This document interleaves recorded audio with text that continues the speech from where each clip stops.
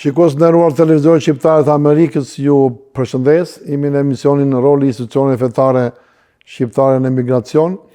Dihet se kam pasur dhe kanë një kontribut shumë të madh institucionet fetare për diasporën shqiptare kudo në botë dhe veçanërisht në Shtetet e Bashkuara të Amerikës, të cilët kanë dhënë një kontribut në gjitha fushat e jetës, qysh nga ato anë shpirtërore dhe mendime ekonomike, dhe me shumë fushat të tjera të cilat kanë pasur nevojë emigrantët. Sot do të flasim për kishën e Shën Thomait këtu në Michigan, Detroit. Është një kishë e cila i ka dhënë tonin komunitetit shqiptar për shumë vite. Është kisha që ka pasur më shumë aktivitete, jo vetëm sigurisht ato fetare janë detyrë kryesore, por dhe atletare, kombëtare, shqiptare, ka qenë të gjithë të anxhonuar dhe të gjithë të lidhur me kombin shqiptar, kanë pasur shumë aktivitete gjatë kohës para rrëzimit të komunizmit, por edhe më mbrapa, kisha e Shën Thomait ka qenë një kishë e cila ka qenë vazhdimisht aktive. Kohët e fundit, fatkeqësisht, për shumë vite, gati për 2 dekada, nuk ka pasur udhëheqësin pra barin që themi neve, nuk ka pasur atin e vet, edhe veçanërisht të fliste gjuhën shqipe, të ishte shqiptar, por kanë huazuar ose kanë marrë nga kombësit e tjera, dhe megjithatë kisha e Shën Thomait përsëri Zoti ka bërë mrekullira, udhëheqësit e kishës ortodokse në Shtetet e Bashkuara të Amerikës mundësuan që të sjellin një prift të ri, të cilin unë e kam ftuar këtu, është Atë Eugjini Shkurti. Mirë se ke ardhur. Mirë se ju gjeta, mirë se Zoti. Personalisht, por edhe me shumë miqtë e mi tjerë, jemi shumë të kënaqur, të gëzuar që juve keni ardhur në këtë funksion dhe keni marrë detyrën përsipër për të dhënë kontributin tuaj dhe bërë detyrën që atë kishë ta rikthejmë përsëri në ato nivele që ka qenë më përpara, jo shumë vite, 10-15 vite para, ka qenë një kishë shumë e fuqishme dhe ka qenë, neve na duhet në emigracion, jo vetëm ajo ana shpirtërore se kemi hallë bolla ato duan, por na duhet që të ruajmë zakonet dhe traditat për të cilat neve do flasim së bashku. Të falenderoj që ke ardhur në bisedë dhe e them që në fillim gjithmonë televizionet shqiptare të Amerikës do ta keni në mbështetje 24 orë në 24 orë. Zoti Gani, faleminderit shumë për këtë ftesë dhe për këtë mundësi që na jepni nga ana ime si udhëheqësi shpirtëror i kishës së Shën Thomait. Dhe nga ana komunitetit tonë, ju falenderojmë shumë për këtë mundësi dhe për këtë ftesë dhe gjithashtu edhe çdo suport që juve kontribuoni për komunitetin tonë. Dhe ndihemi që të dy shumë të privilegjuar që jemi sot në këtu. Faleminderit. Të falenderoj për fjalët e mira. Televizioni është gjithmonë në shërbim popullit, ne jemi shërbëtor që nga muaji i parë që jam si drejtor deri tek punëtori i fundit. Dhe kështu do të shërbejmë deri në fund sa të kemi hymër, dhe themi ne, sa të marrim frymë. Të falenderoj. Pashtu shikues nderuar, kemi edhe kryetarin e Këshillit të Kishës të Shën Thomait, është Aleksandër Kume, është financier me profesion, por është edhe aktivist, jo vetëm në kishë, por edhe në komunitet. Mirë se ke ardhur Aleksandër, të falenderoj shumë për ftesën që pranua të vinë në këtë bisedë. Mirë se ju gjeta dhe faleminderit për ftesën.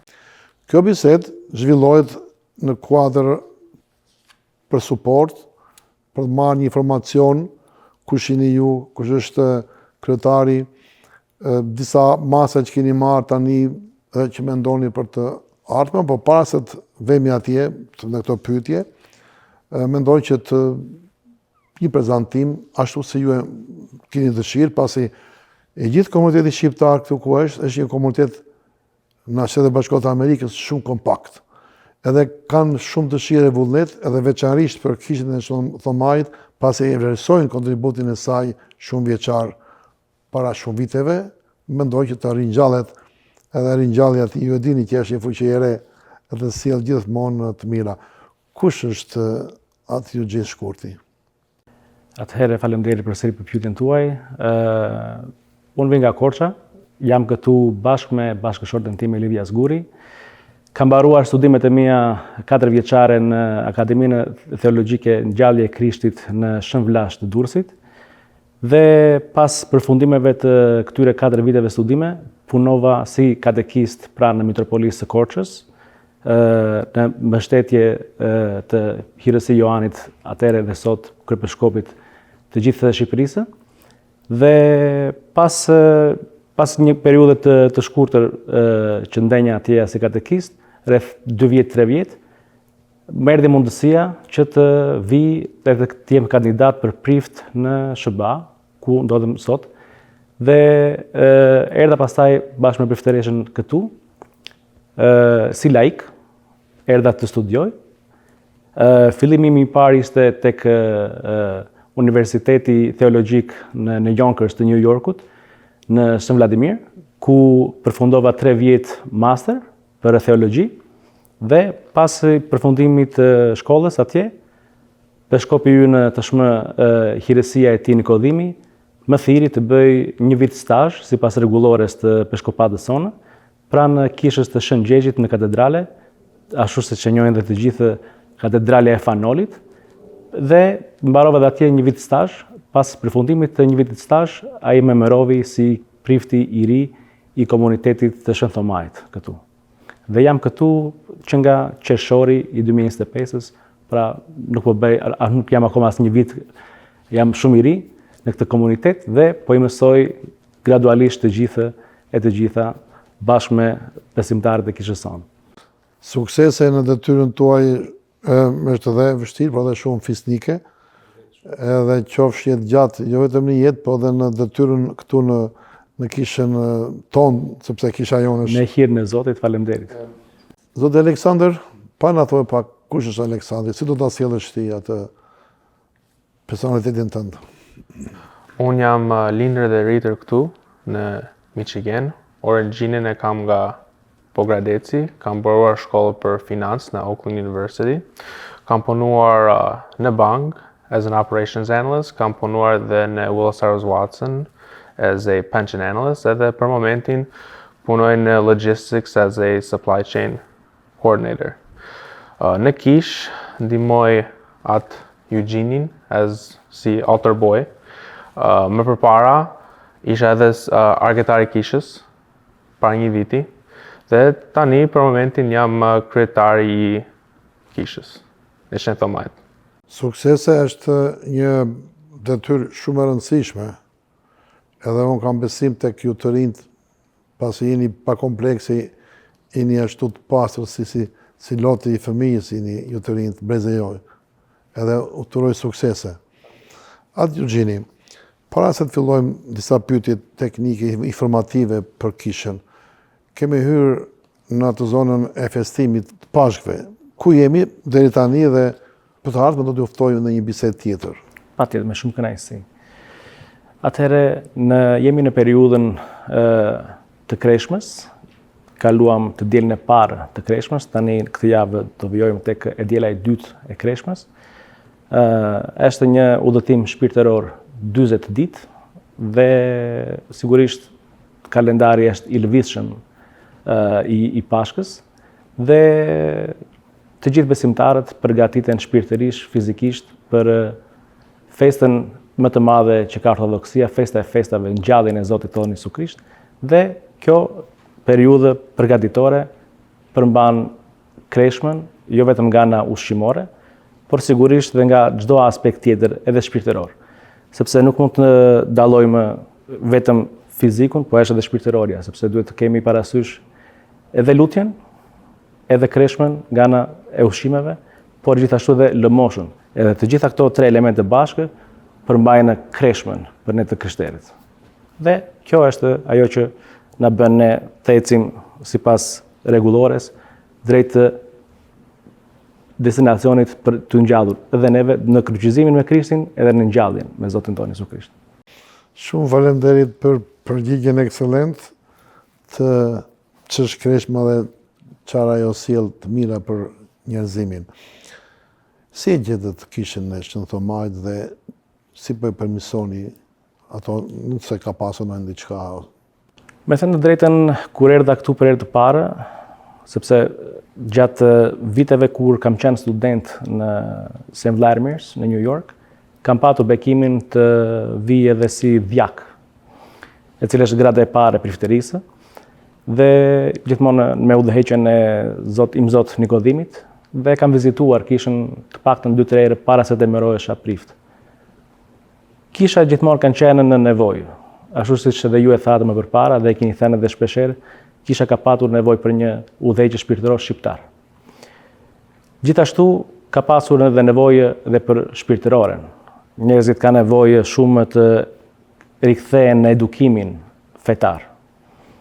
Pra ka nevojë edhe për ushqim shumë shpirtëror, sesa vetëm për udhëheqje. Por të gjitha këto me udhëheqjen gradualisht i sjellin edhe të gjitha këto të tjera elemente që i plotësojnë njëra tjetrën.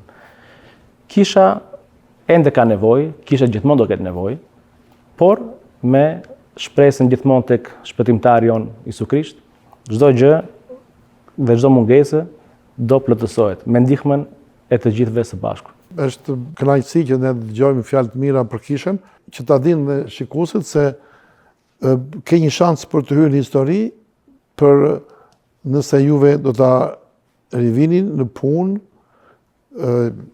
sipas profesorit tuaj, ta vini në funksion Kishën që ajo t'i mbledhi, sepse këtu në Komunitetin Shqiptar të Michiganit ka shumë familje të shkëlqyera ortodokse, ka shumë individ të shkëlqyer ortodoks, të gjithë që mendojnë do të japin kontributin e tyre edhe në Kishë. Synimi ynë për momentin është pikërisht ky që lajmi të përcillet tek të gjithë krahinën e Michiganit, tek të gjithë familjet ortodokse, të cilat besoj mund të mos kenë marrë akoma vesh që Kisha është në tranzicion, Kisha ka marrë një prifë të ri, një prifë shqiptar dhe po përpiqemi gradualisht të sjellim ndryshimin për akoma më mirë. Sigurisht nuk hedhin poshtë asnjë punë të njerëzve para nesh, të cilët kanë dhënë kontribut jashtëzakonisht shumë të madh dhe bekuar qofshin, por gjithmonë duhet të shikojmë përpara edhe të bëjmë akoma më shumë se të parëve tanë. Të falenderoj për këtë shumë qëndrim i mirë, sepse në qoftë se nuk do të ishin një grup që e mbajtën Kishën, do të ishte mbyllur se prifë s'kishte. Mendoj që Kambere do të vazhdojnë të bëjnë një punë në mbështetje të punës tuaj në të ardhmen, sepse kanë dhe eksperiencën. E kam me ju, i dashur Aleksandër, keni marrë një detyrë shumë të rëndësishme. Më fol pak për bordin dhe si është aktualisht membershipi i Kishës, i familjeve, i individëve, edhe si keni menduar për ta arritur atë që të vinë sa më shumë njerëz në Kishë. Në board kemi Aleksandrën Kuma, kryetari bordit, kemi Androkol Mengri, që është thesari Kishës, Niko Buka, që është zëvendës kryetari, Odeta Feçani, që është sekretarja, Vanxhush Marko, që është maintenance dhe ndihmësi i Androkolit. Kemi dhe Nesi Kenolin dhe Kosel Lalën për outreach. Si keni menduar që njerëzit të rikthehen në Kishën ortodokse të Shënthomajit, pasi shumë shqiptarë nuk është sekret, shkojnë për kisha të tjera ortodokse, greke, rumune, ku munden?